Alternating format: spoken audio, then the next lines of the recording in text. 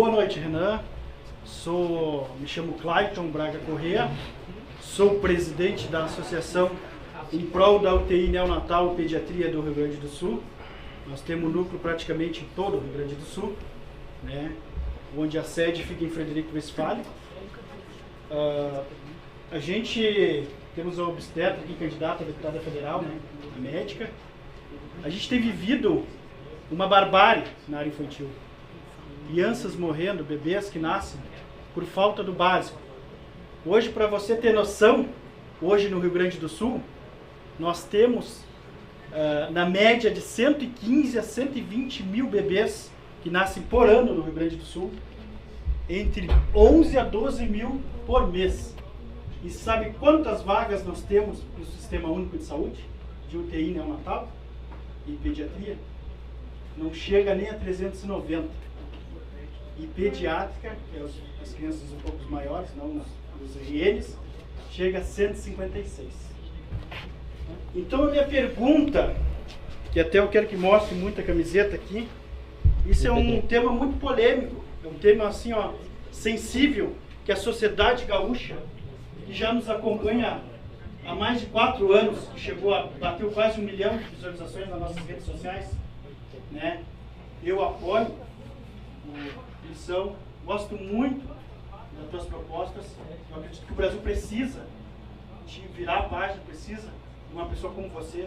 Mas a minha grande pergunta é: o que você tem de proposta para os nossos que estão recém-chegando, nossos bebês, nossas crianças que estão muito esquecidas, muitas vezes acabam morrendo, né? E com certeza os profissionais de saúde, né? Principalmente os obstetras e os pediatras, que estão no limite. Muitos estão se matando até, com suicídio, têm sobrecarregado, né?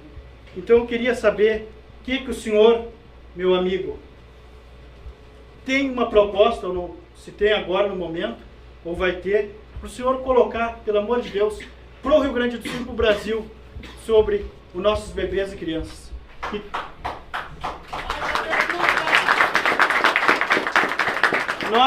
Eu viajei 400 quilômetros quase para vir conversar com o senhor, e agora há pouco me ligaram que mais um bebê morreu por não ter vaga de neonatal. Não deu tempo, 4 horas esperando. Agora recebi a ligação. A família está em prantos, e isso acontece em todo o Brasil. E a gente vem falando sério e ninguém nos escuta. A gente já denunciou na Assembleia Legislativa do Rio Grande do Sul diversas vezes. E a gente fica triste, porque o meu filho quase morreu, começou por ele. Mas já são mais de 100 ações judiciais que nós já entramos, mais de 13 bloqueios no estado, mais de 87 bebês que ajudamos a salvar, mas muitos não dá tempo de chegar até eles. E eu queria que o senhor abraçasse essa causa, que mostrasse para o Brasil que os bebês, as nossas crianças também faz parte desse país. E tão esquecido, nós precisamos urgente dos hospitais regionais da criança, não só no Rio Grande do Sul, em vários, não só ficar concentrado nas capitais. A saúde infantil no Rio Grande do Sul está pedindo socorro. Muito obrigado. Obrigado.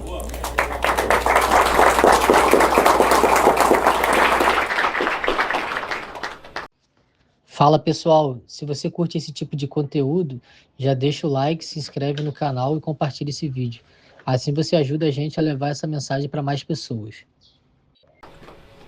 Quanto custa a proposta?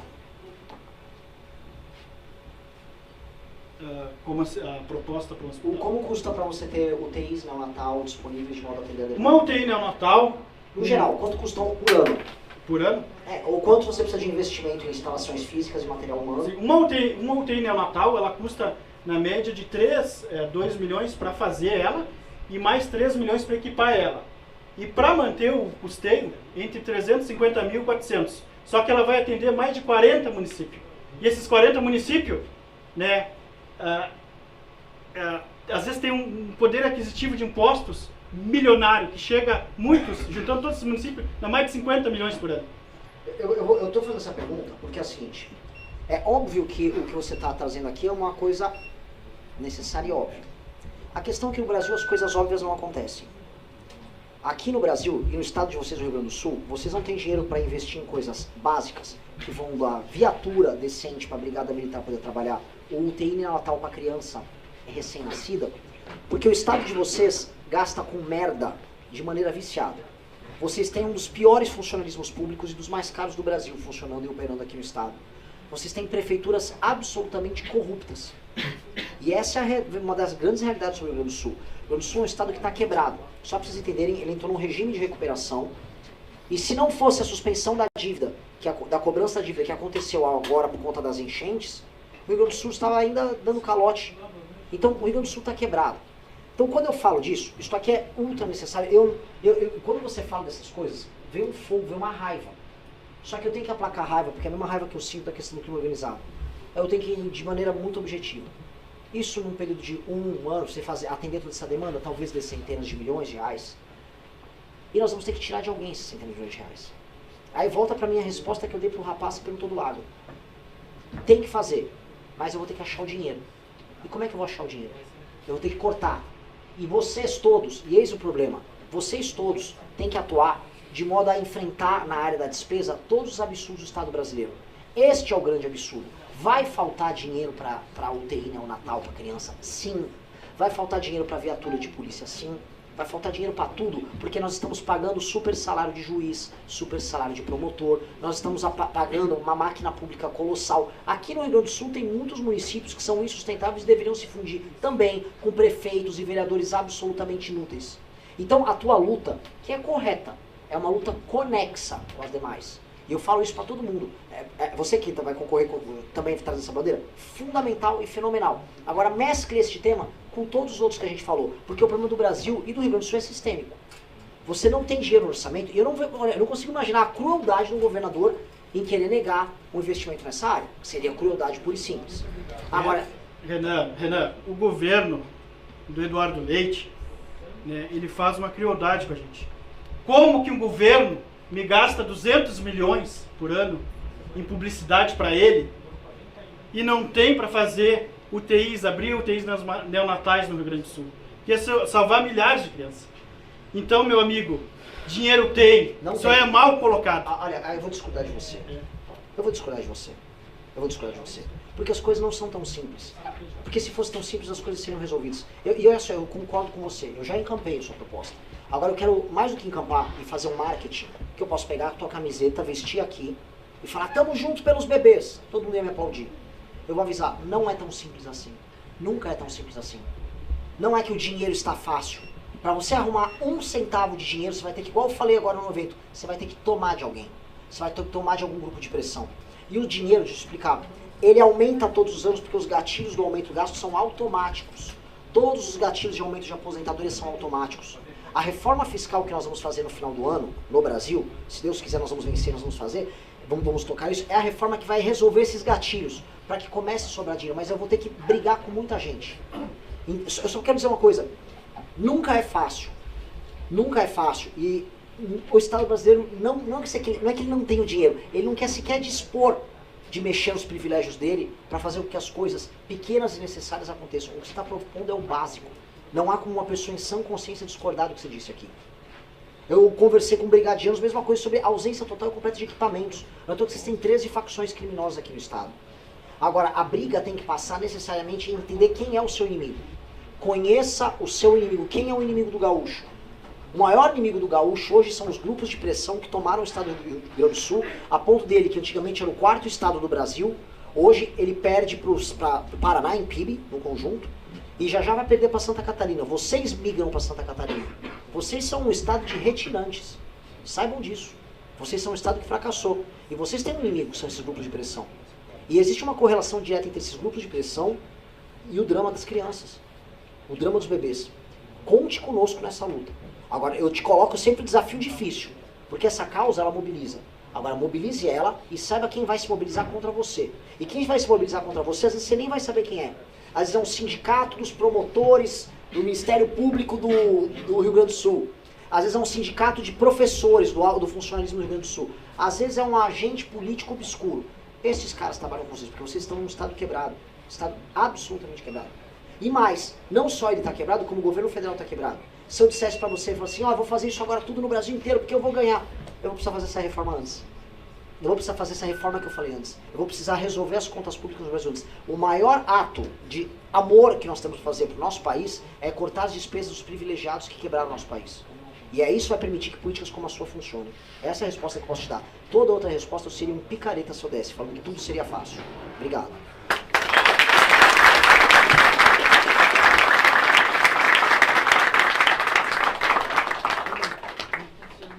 Fala, Renan, tudo bom? Obrigado.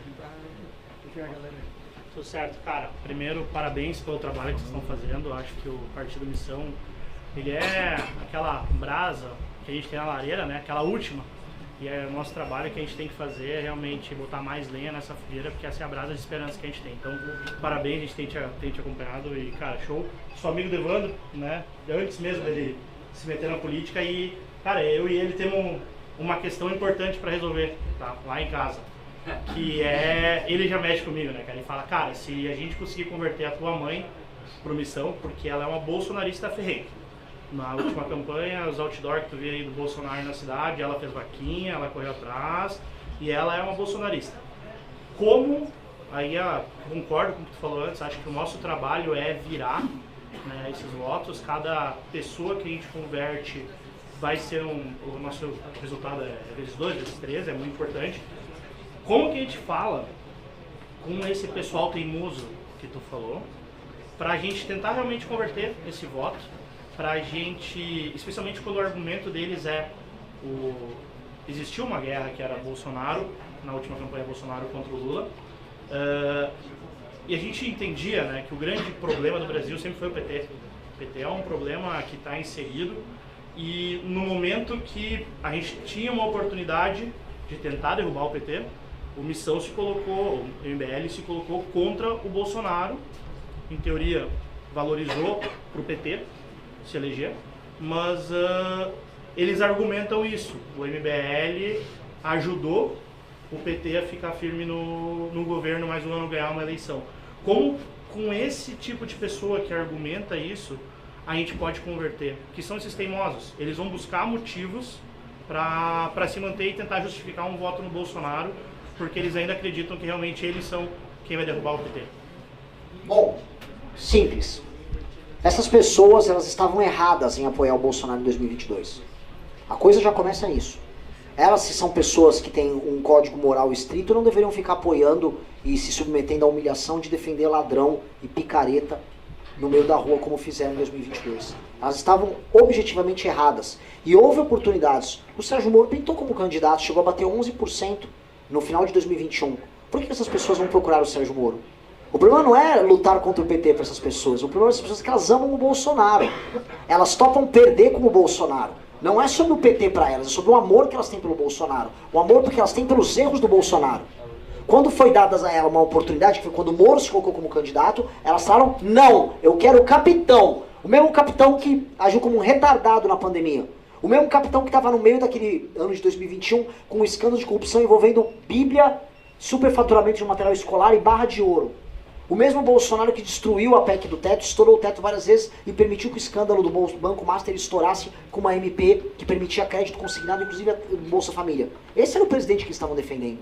E que depois perdeu uma eleição e mudou toda essa turma para frente do quartel. Nós não erramos em nada. Em absoluto. Nunca deixem alguém falar que a gente estava errado sobre isso.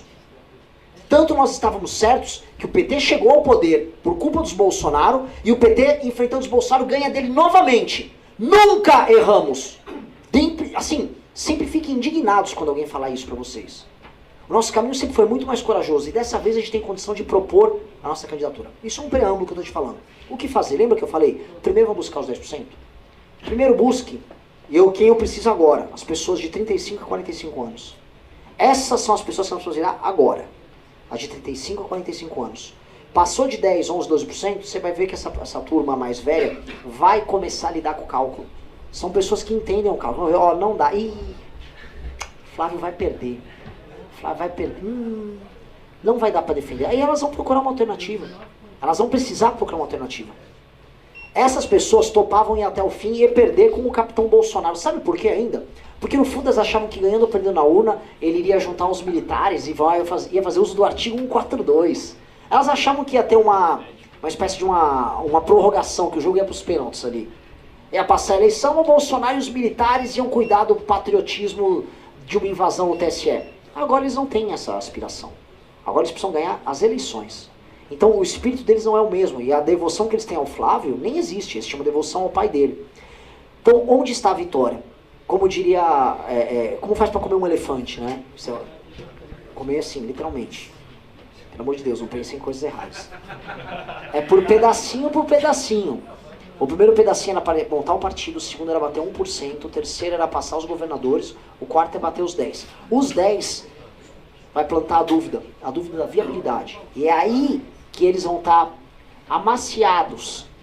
E você marinou eles antes de botar para assar. Ali que vai o processo vai ser facilitado. Então, antes de tudo, pedaço por pedaço, foquem agora no público de 35 a 45 anos. Essa é a demografia que a gente tem que buscar agora. A de 16 a 24, de acordo com a ata, nós estamos com 40%. A de 25 a 35, nós estamos com 20%. Ainda tem muito a crescer. 18 a 20%. E a de 35 a 45 já cai para 2%. É aqui agora que nós temos gente a buscar. É aqui que está o jogo. Essas pessoas, elas não estão, vamos dizer, com a mente corroída pelas mentiras do bolsonarismo. Essas pessoas de 35 a 45 anos não tinham tempo de ficar em casa o dia inteiro como os aposentados, assistindo, sei lá, canal Auriverde, Rodrigo Constantino Show. Elas não tiveram tempo. Elas tomam decisões pragmáticas. Então vire elas primeiro e você verá as pessoas 60 a mais cada vez mais abertas a conversar. Porque a campanha será implacável. Elas verão os números, elas verão na rua que o Flávio não funciona, elas verão os escândalos e elas vão procurar uma alternativa. E nós vamos dar alternativa.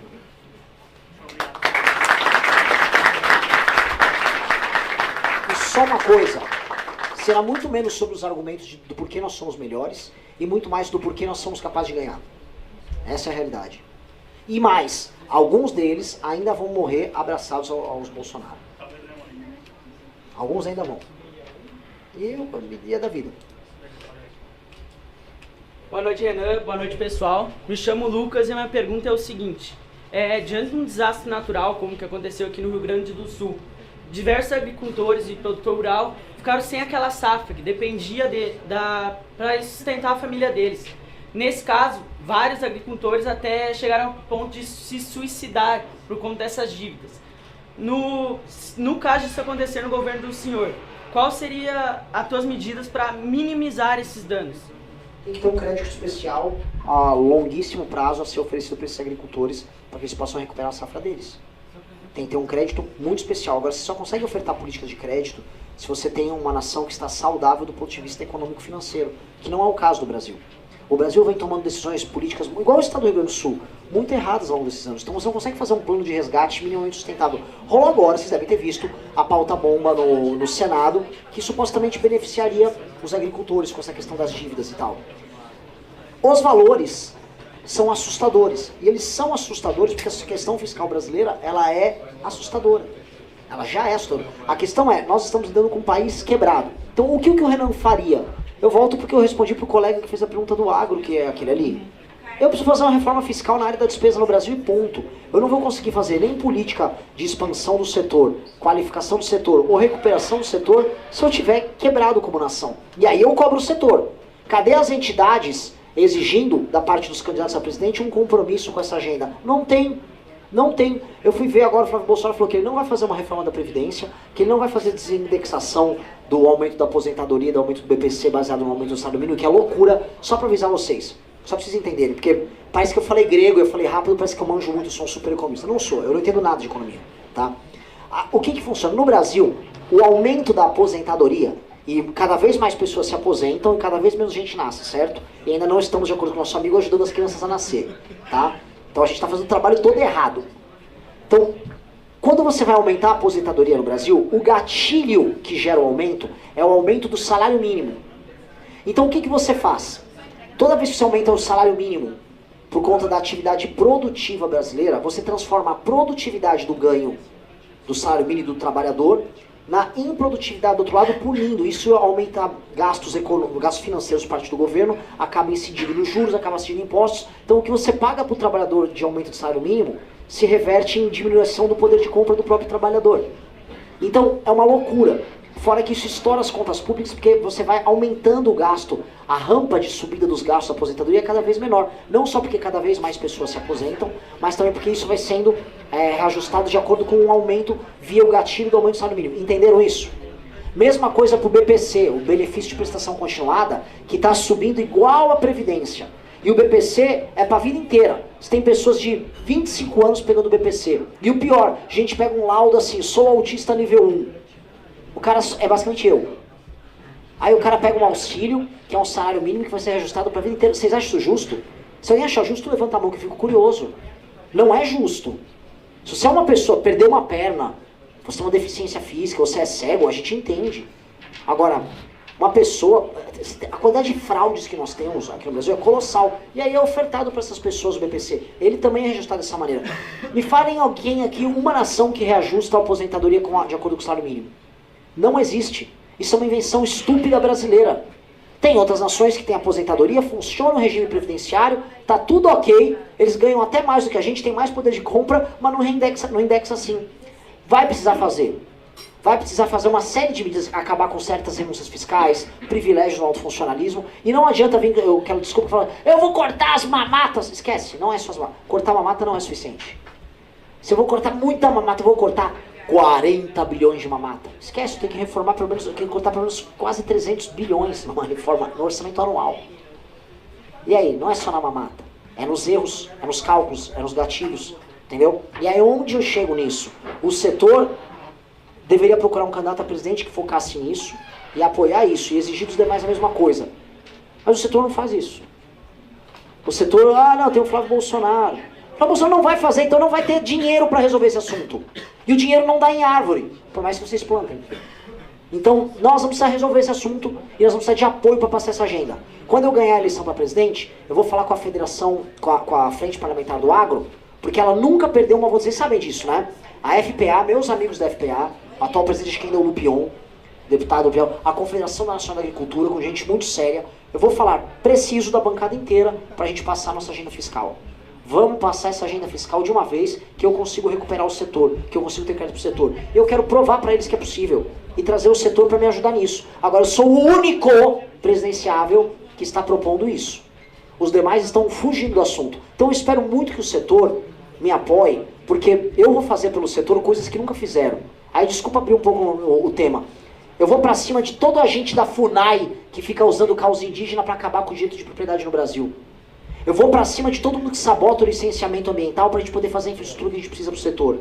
Eu vou acabar com o ONG vagabundo, e olha só, não estou falando de boca. Eu fui numa reunião com 60 embaixadores, embaixador americano e embaixadores europeus, e eu falei para eles, parem de sabotar meu país. Não vai ter mais ONG de vocês impedindo a gente de trabalhar no próprio país. Falei para eles em inglês, de maneira bem clara. Nós vamos fazer isso. Eu sou o presidente que vai fazer o agro brasileiro dar certo e escalar, deixando de ser apenas agro e ser também agroindústria. Eu serei esse presidente, então eles precisam me ajudar, porque os demais nem sequer sabem desse assunto. É isso, obrigado.